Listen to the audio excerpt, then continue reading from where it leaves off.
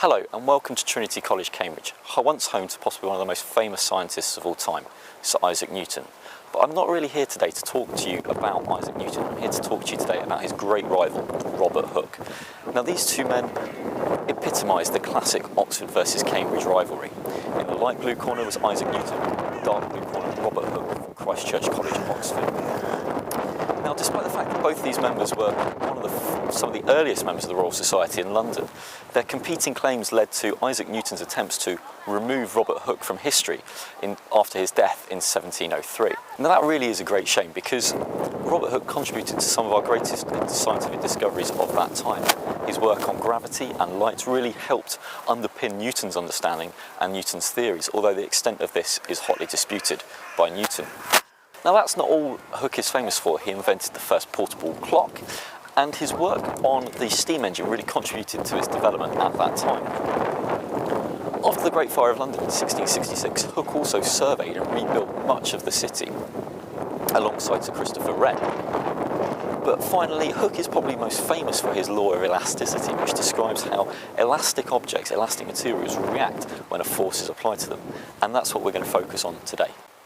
Okay, so Hooke's law then. Hopefully you remember from GCSE that extension is proportional to the applied force that caused it. That's the basis of Hooke's law. So first things first, I'd like you to have a look at this word definition and see if you can come up with a mathematical way of writing what's on the board here. Pause the video, have a go at that.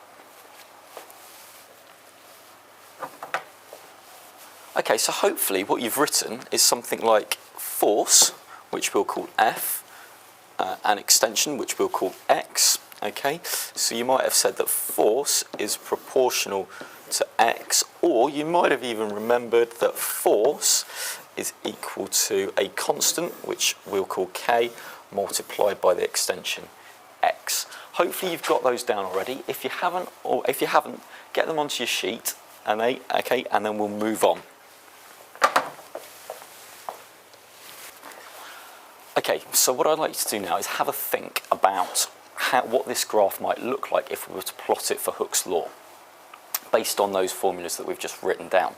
So what I'd like you to do is have a go at plotting it for a spring with extension on the x-axis and force on the y-axis. So have a think, is it going to be a line graph? Is it going to be a straight line graph? Is the line going to pass through the origin? Is it going to be a curved line? Have a think about it and have a go at stretching that now. Pause the video and have a go at that. Okay, so hopefully what you've drawn is something that looks like this. It's a straight line that passes through the origin, because that makes sense if you think about it. If there's no force applied, zero force applied, then there's going to be zero extension in the spring. It's a straight line graph because our constant K, okay, is not a square or a cube or anything like that. Our X isn't squared or cubed, so it's a nice straight line. Okay. What I want you to think about is how can we work out what K is? Well, there's a couple of ways we can do that. Okay, and one of those ways is to calculate the gradient of our line. Okay, which hopefully you're all confident with after I've asked you to practice that with those questions at the start of this flip. But what I do want you to think about is what units do we use for K? What are the units we give to K? So pause the video, have a go at that on your sheet, and then once you've come up with something, start the video again and we'll go through it.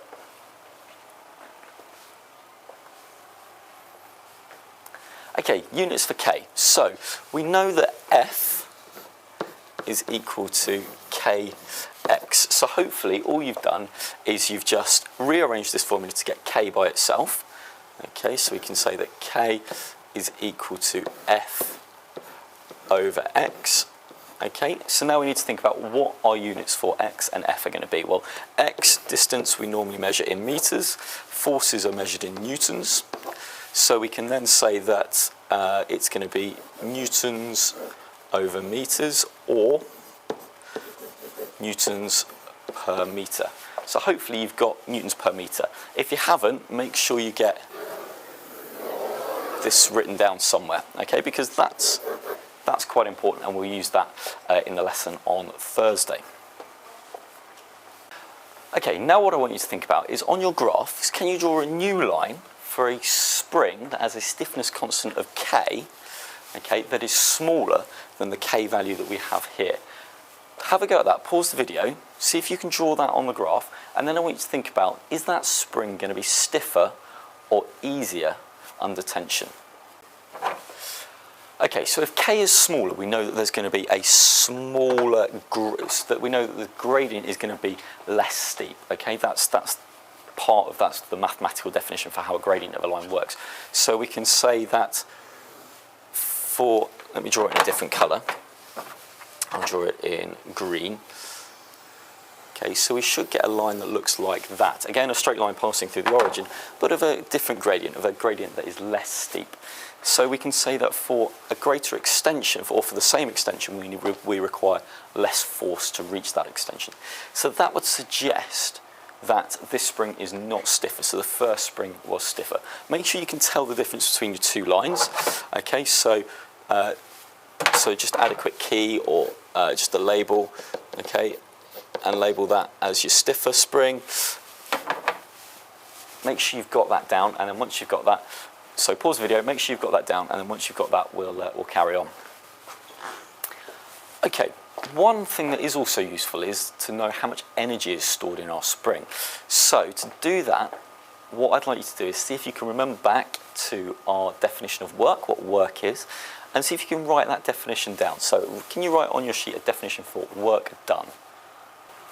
Okay, so hopefully you've all remembered that definition for work done. Work done is equal to force times distance moved in the direction of the force. If you didn't get that, make sure you get that written down, because we can also say that work is equal to force F multiplied by D.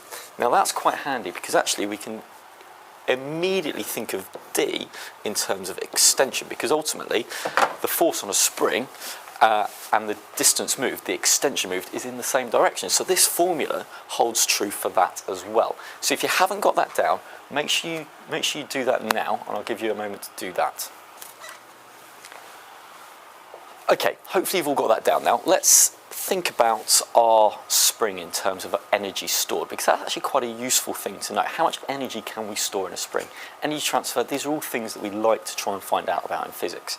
So to think about that, I've said that our total extension, big X, happens when the maximum force, Fm, is applied to the spring. That kind of makes sense, doesn't it? You know, more force you apply, the bigger the extension, to the point where the string gets where it will extend no further. So we can say that the average force then that's applied is Fm divided by 2.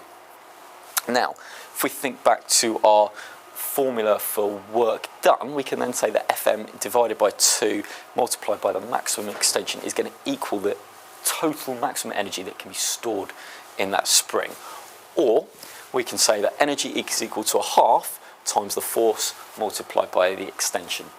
If you didn't quite follow that definition, that derivation, don't worry too much, okay? It's not something that's going to be assessed in the exam. It's also something we're going to talk about briefly in our lesson that's coming next after this. So don't worry too much. But what I would like you to think about is, how can we get this formula, energy is equal to a half multiplied by the force times the extension, into terms of K? So what I want you to do is see if you can get rid of this F term and see if you can replace it with the spring constant K instead.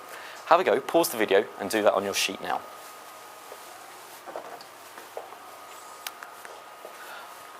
Okay, so let's just start off by giving you a little bit of a hint. Hopefully you got there, but if you didn't, just use this as a bit of a hint. If we remember Hooke's law is F equals Kx. Hopefully you've used that. If you haven't, you might want to rethink what you've done, and if you haven't quite managed to get there, have another go, pause the video, and use this to see if you can get rid of the F term and replace it with a K term instead. If you did get it, let's just go through and check it. So we can say that energy is equal to a half, and all I'm going to do is substitute this Kx term in terms instead of the x. So I could say that half Kx multiplied by another x, or if we just simplify that a little bit, we can say that half Kx squared is equal to the energy stored. Okay. Now again, that's quite a nice little derivation that hopefully you've been able to get your teeth into.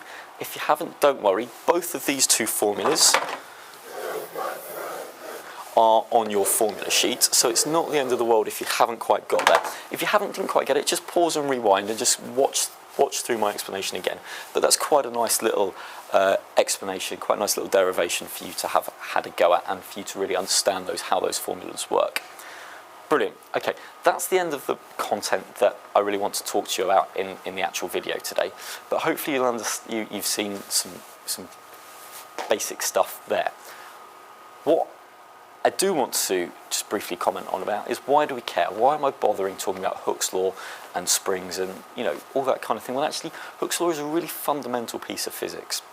It underpins everything from the biros we use every day with the little springs in, to how a building responds to being to the wind blowing against it, a guitar string. All of these things really rely on Hooke's law and the energy stored concepts holding true.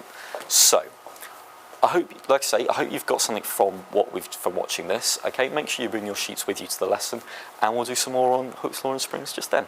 Thank you.